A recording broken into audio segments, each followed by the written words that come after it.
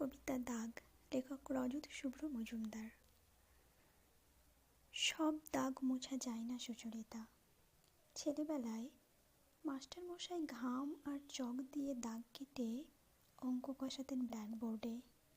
Board মুছে পরিষ্কার করে দিলেও মনে গেঁথে থাকত সেই দাগ।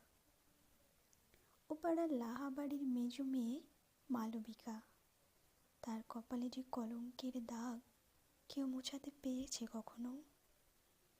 আহা, কিরকমভাবে বেঁচে আছে মেয়েটা। কিংবা যে ছেলেটার ক্ষতবিক্ষত লাশটা হসপিটাল মর্গে এইমাত্র আইডেন্টিফাই করে এলো ওর মা মরা বাপ। কিভাবে জানো? একমাত্র বাঁ হাতের কনুইয়ের নিচে একটা ছোট্ট জরুল, ওর জন্মদাগ। ওটাই চিনিয়েছে ওকে। সুচরিতা সমস্ত আরব সাগরের জলও মোছাতে পারেনি ম্যাকবেথের হাতের দাগ।